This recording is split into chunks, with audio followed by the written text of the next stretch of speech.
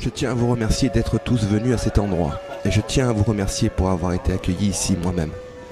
Et je voudrais vous parler ce soir en l'honneur de chacun d'entre nous dans la lutte qui nous oppose à ceux qui ont perdu toute relation avec le monde des esprits. Je voudrais parler en l'honneur du vent, de l'air, de l'eau, tous les éléments naturels. Il s'agit d'un rassemblement de survie. Et l'une des choses que je vous souhaite à tous d'apprendre pendant que vous êtes ici, c'est d'apprécier l'énergie et la puissance des éléments que sont le soleil, la pluie et le vent. J'espère que vous allez sortir d'ici en ayant compris ce qu'est vraiment le pouvoir, la seule vraie puissance. Le seul vrai pouvoir, la seule vraie connexion que nous n'aurons jamais au pouvoir, c'est notre relation à la Terre-Mère.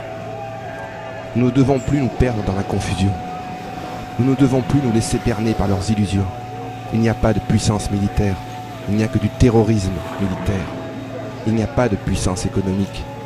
Il y a seulement une économie et un marché d'illusions, de leurres, dont nous sommes devenus des esclaves. C'est cela qu'il nous faut réapprendre à regarder. Ceux à qui vous déléguez le pouvoir n'ont que le pouvoir que vous leur portez, mais en réalité ils n'ont aucun véritable pouvoir dans leurs mains. Ce prétendu pouvoir n'est que de l'oppression. La puissance est en nous, car nous sommes une partie naturelle de la Terre. Nous sommes une extension de la Terre.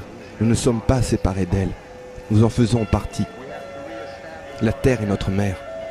La Terre est un esprit, et nous sommes un prolongement de cet esprit. Nous sommes esprit. Nous sommes le pouvoir. Ils peuvent nous faire croire que nous devons croire en eux, que nous devons assumer ces identités de consommateurs, ces identités politiques, ces identités religieuses, ces identités raciales. Ils veulent nous séparer de l'essence même de la vie. Ils veulent nous séparer de qui nous sommes. C'est un génocide perpétuel. Ils ont essayé de prendre et de supprimer notre identité naturelle, notre lien spirituel naturel avec la Terre, mais nous avons survécu. Nous avons toujours survécu. Comme les peuples autochtones de l'hémisphère occidental, nous avons appris à lutter et à vivre en raison de la lutte de notre vie. Nous avons appris à vivre avec l'harmonie et le respect de notre mère nature. Mais nous n'avons jamais oublié qui nous étions. Et nous sommes toujours présents. Quand je parcours l'Europe ou l'Amérique et que je vois la majeure partie de la population blanche, je me rends compte qu'ils ne se sentent pas opprimés. Ils se sentent impuissants. Quand je retourne au sein de mon peuple, je constate que nous ne nous sentons pas impuissants.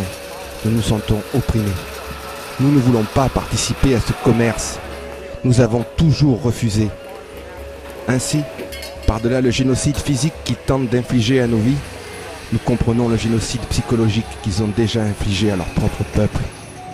Nous comprenons le compromis qu'ils veulent que nous fassions pour notre survie, que nous soyons asservis à eux, que nous perdions comme eux notre véritable connexion au pouvoir, notre véritable connexion à la terre. Nous tous, Amérindiens, autochtones, peuple premier, allons avoir à agir en tant que passeurs et messagers. Nous allons devoir courir et agir comme autant d'enseignants. Nous allons avoir à parler à tous les gens qui daigneront écouter ce que nous pensons, ce que nous savons être juste, ces sens que nous avons préservés. Nous allons devoir trouver et inventer des façons de devenir une communication de nous-mêmes. Ils ont peur de nous. Nous devons toujours nous rappeler que chaque fois qu'ils ont créé un système, ce système s'est construit sur des mensonges et des trahisons. Tel est le propre de leur commerce. La manipulation. Leurs pouvoirs ne sont que des faiblesses. Nous devons persister dans notre lutte et rester engagés dans notre résistance, comme nous l'avons toujours fait. Peu importe combien de cellules de prison ils construisent et construiront, peu importe la corruption, le racisme, les mensonges et les coups qu'ils nous porteront, nous devons veiller par-dessus tout à ne jamais leur ressembler, à ne jamais devenir comme eux. Peu importe leur détournement de sens et leur inversion de la vie, peu importe leur nombre et peu importe leur position illusoire de respectabilité, c'est notre droiture et notre intégrité qui fera la différence. Nous prenons la décision. Nous sommes le pouvoir. Peu importe qu'ils nous exterminent, car à quoi bon vivre sur ce lieu sacré? À quoi bon être ici si nous ne pouvons pas vivre avec dignité et respect? Peu importe ce qu'ils font de nous, peu importe comment ils nous frapperont, chaque fois qu'ils le font, chaque fois qu'ils le feront, nous devons continuer. Mais nous ne devons jamais devenir comme eux. La seule chose qui m'a toujours tracassé au sujet des révolutions, c'est que chaque fois que j'ai rencontré des révolutionnaires, ils ont agi simplement par haine de l'oppresseur. Ce que nous devons faire, c'est agir par amour pour notre peuple, par amour pour notre terre-mère. Peu importe qu'ils n'éprouvent jamais d'amour pour eux-mêmes ou pour la terre. Nous devons quant à nous toujours agir par amour pour le peuple et pour la terre. Nous ne devons jamais réagir comme ceux qui n'ont plus de sens. Quelles que soient les chaînes, l'esclavage et l'esclavage, nous devons évaluer nos valeurs, partager les connaissances. Nous devons nous débarrasser des concepts qu'ils nous ont obligés à apprendre. Nous ne devons pas nous laisser entraîner dans leurs pièges. Quoi que nous fassions, nous devons le faire en tant que résistance.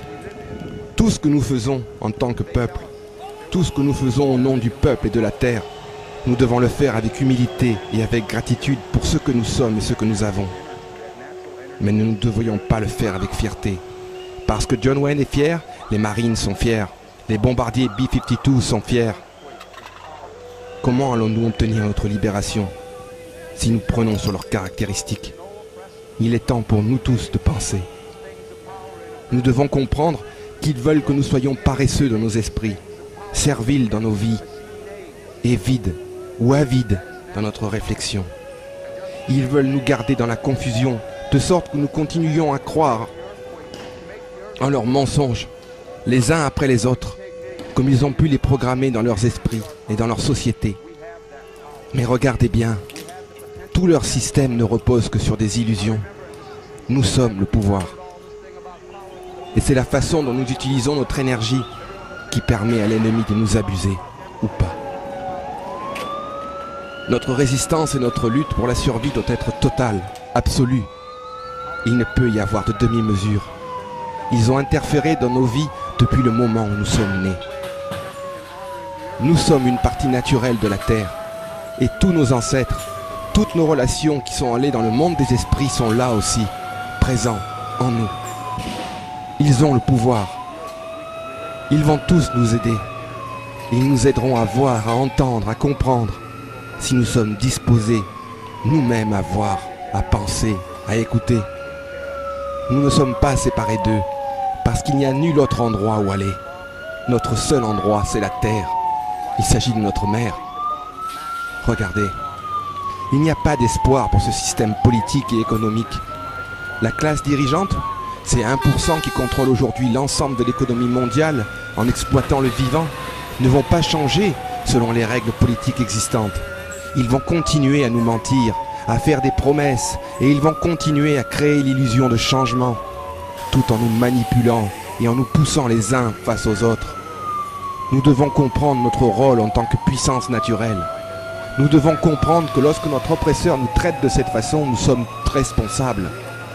Nous lui permettons de le faire, tant que nous acceptons ses mensonges.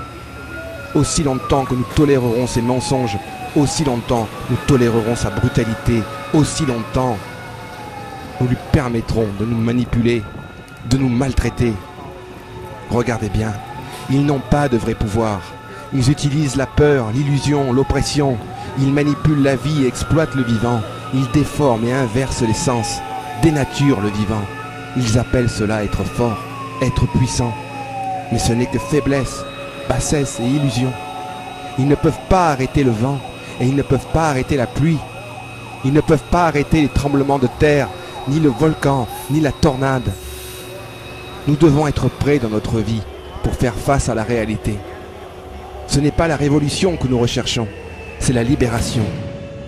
Il y a eu beaucoup de révolutions sociales en Amérique et en Europe. Il y a eu de nombreuses organisations sociales. Il y a eu des mouvements des droits des femmes, il y a eu des mouvements de défense des droits égaux, il y a eu des mouvements syndicaux.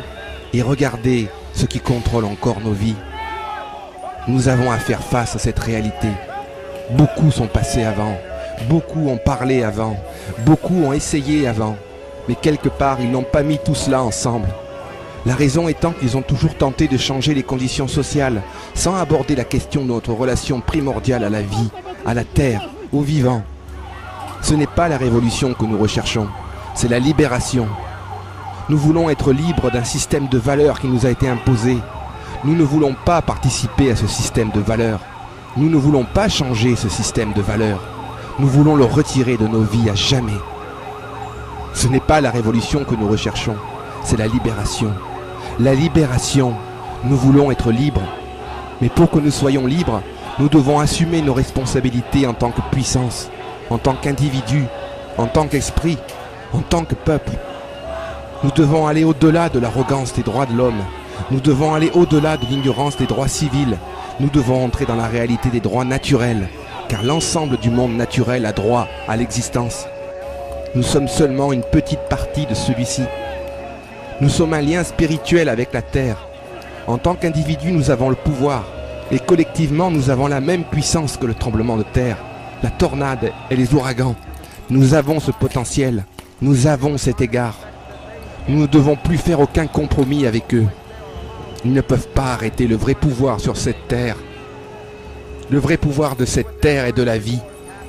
Ils ne peuvent que continuer à le détruire jusqu'à ce qu'il n'ait plus de support, plus de vie à exploiter. Alors ils apparaîtront tels qu'ils sont en réalité, dénués de sens. Nous devons être prêts dans nos vies pour faire face à la réalité. Nous ne devons plus nous leurrer. Nous ne devons plus nous laisser berner. Nous sommes un lien spirituel avec la Terre. Il faut d'abord apprendre à penser individuellement avant de pouvoir penser collectivement. Réapprendre à penser avec ses sentiments dans un monde qui se joue de cette distorsion pour sans cesse nous piéger. Dans un monde où la loi du plus fort s'appuie justement sur la manipulation et sur le saccage de nos émotions. Nous devons d'abord nous recentrer sur nos propres énergies afin de ne plus laisser nos émotions parasiter, manipuler, dévorer nos sentiments. Nous devons réapprendre à percevoir avec le cœur. Ce qui nous est livré comme étant la loi, la règle, la logique universelle ou supérieure du plus fort n'est que la loi de l'oppresseur, la logique de notre propre oppression. C'est de cette prétendue loi que nous devons nous libérer pour devenir des êtres humains. Le véritable pouvoir est au-delà des gouvernements et de leurs directives.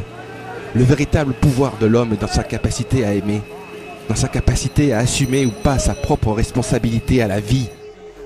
Nous devons être prêts dans notre vie pour faire face à la réalité. Nous ne devons plus nous leurrer, nous ne devons plus nous laisser berner. Nous sommes le peuple, nous sommes un lien spirituel avec la Terre.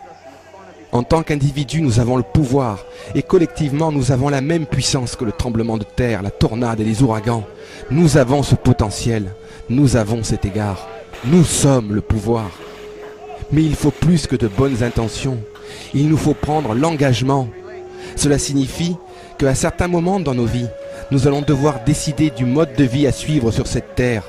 Et nous allons devoir vivre ce mode de vie, même en étant minoritaires. Même si nos ennemis nous entourent totalement, même si nos ennemis continuent d'agir contre nous avec leur brutalité, leur dureté, leur bassesse emplie de mensonges et de corruption, nous allons avoir à nous lever face à la brutalité et à la dureté, face aux bassesses, face à tous ces mensonges, face à toutes ces corruptions. Nous vivons dans une société technologique qui crée beaucoup d'illusions de la réalité. Cette civilisation est l'entité la plus irresponsable de se comporter qui ait jamais vécu sur cette planète. Cette civilisation n'est pas une question de responsabilité. Elle est fondée sur la manipulation, la culpabilité, l'agressivité, la perversité et la banalisation de tous les comportements malsains qui en découlent. C'est un monde d'ombre. Le monde réel ne retrouvera sa lumière que lorsque chacun d'entre nous assumera sa propre responsabilité à la vie. Telle est le lutte. Tel est le but, la libération de la terre, de notre mère, de la mère du vivant. C'est seulement en libérant la terre, en nous libérant de ceux qui la détruisent et la méprisent en exploitant le vivant, que nous pourrons enfin nous libérer. C'est la seule manière d'agir au présent, à travers notre passé, notre histoire. C'est ainsi que nous déterminerons le futur. Et le futur, c'est maintenant. Nous pouvons le faire. C'est notre devoir. Nous sommes le pouvoir.